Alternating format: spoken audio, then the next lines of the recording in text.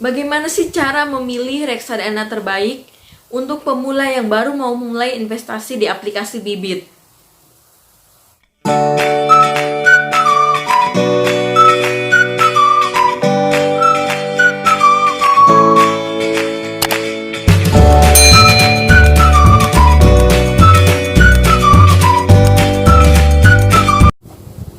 Halo guys, Assalamualaikum, balik lagi sama aku Jana.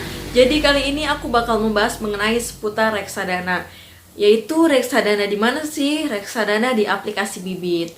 Nah, jadi sebelumnya aku udah membuat bagaimana secara investasi di aplikasi Bibit, dan juga aku udah membuat bagaimana tindakan investasi di tengah adanya wabah COVID-19 ini. Nah, kali ini aku bakal membahas mengenai bagaimana sih cara memilih reksadana terbaik. Nah, misal teman-teman mau berinvestasi dengan pilihan sendiri. Nah, kemudian teman-teman baru banget pemula di dunia investasi. Nah, jadi buat teman-teman semoga ini membantu bagaimana sih cara memilih reksadana terbaik. Dimana di sini nanti ada beberapa kategori. Nah, buat teman-teman yang baru mau memulai investasi, teman-teman juga bisa menggunakan kode referralku, yaitu saatnya investasi. Jadi teman-teman misal baru mau memulai investasi, kemudian teman-teman investasi minimal 100.000 dengan investasi atas rekomendasi Robo, maka teman-teman akan mendapatkan cashback 25.000. Jadi kan lumayan banget tuh menambah, walaupun hanya 25.000 tapi bermanfaat tentunya ya. Jadi buat teman-teman, ayo saatnya memulai investasi dari sekarang. Selagi kita masih muda, kita memulai mempersiapkan untuk masa depan kita. Karena mulai menabung itu tidak harus menunggu kita memiliki uang banyak ataupun berlebih, tapi bisa dimulai dari sekarang. Karena investasi di aplikasi Bibit sendiri bisa dimulai dari 10.000. Jadi lumayan banget kan, yang masih mahasiswa, masih sekolah juga bisa berinvestasi nih, karena minimalnya yaitu 10.000. Ayo mulai berinvestasi dari sekarang ya. Jangan lupa gunakan kode referral saatnya investasi. Cara memilih reksadana terbaik sendiri. Di sini yang digunakan yaitu aplikasi Bibit. Oke, sebelum kita masuk ke cara memilih reksadana terbaiknya, di sini aku mau infokan, di sini apabila teman-teman belum bergabung bersama investasi di aplikasi Bibit ini, teman-teman bisa menggunakan kode referralku, yaitu saatnya investasi. Di mana nanti teman-teman bisa mendapatkan cashback senilai 25.000, di mana untuk setiap teman yang mendaftar. Kemudian teman-teman juga bisa menyebarkan kode referral teman-teman, di mana apabila ada yang menggunakan kode referral teman-teman, nanti teman-teman juga mendapat cashback sebesar 25.000. Jadi lumayan banget kan? Oke, jadi ini info seputar kode referral, di mana teman-teman pengguna baru dengan minimal investasi 100.000, teman-teman bisa mendapatkan cashback 25.000. Sekarang kita masuk ke cara memilih reksadana terbaik atas pilihan sendiri. Di sini untuk pilihannya itu ada 4 jenis, yaitu ada pasar uang, obligasi, saham, dan juga syariah.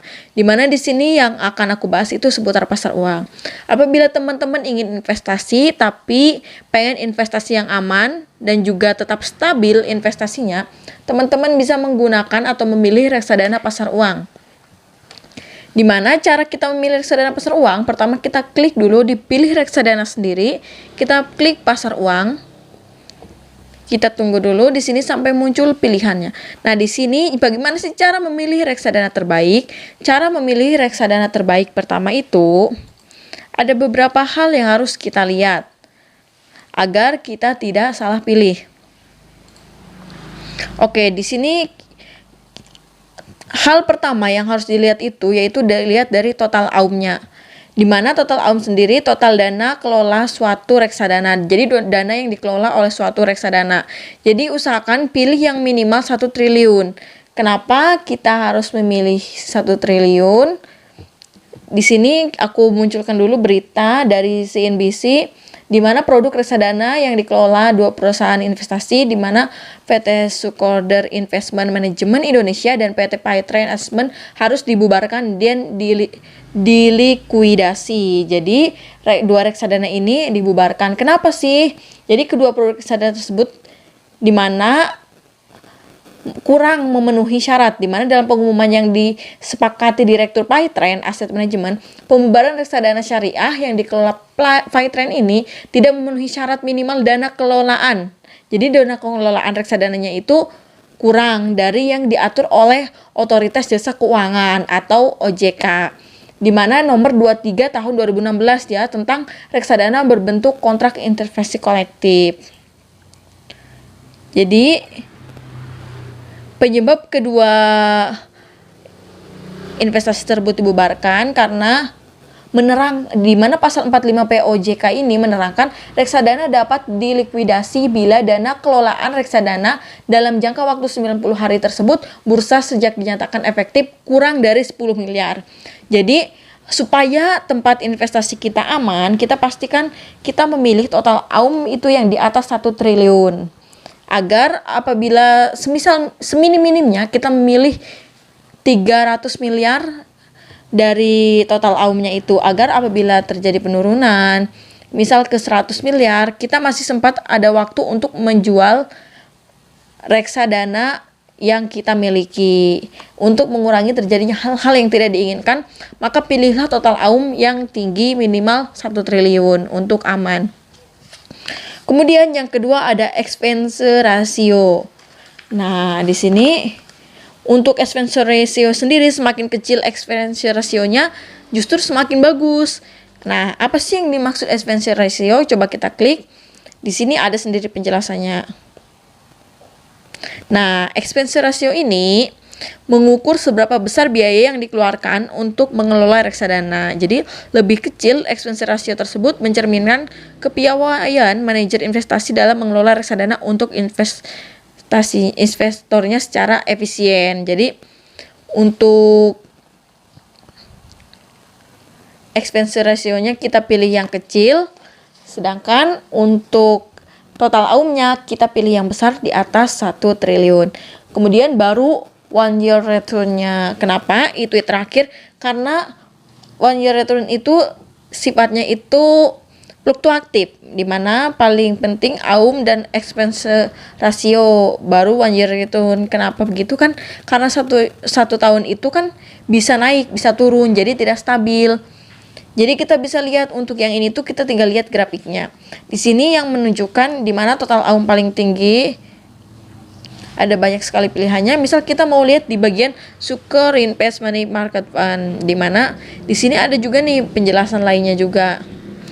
Ada drawdown 1 year, yaitu maksimal drawdown-nya itu penurunan maksimum suatu reksadana dari titik puncak ke titik rendah sebelum puncak baru tercapai dalam periode tertentu.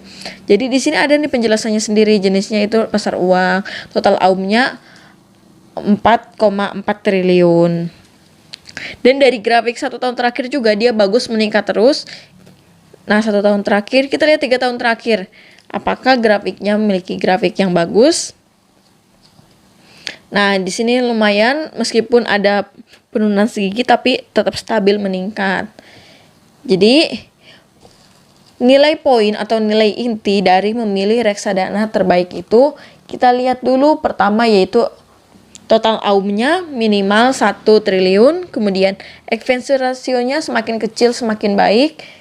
Kemudian setelah itu baru kita 1 year return-nya. Jadi di sini teman-teman bisa lihat sendiri mana yang menurut teman-teman paling sesuai dan paling cocok.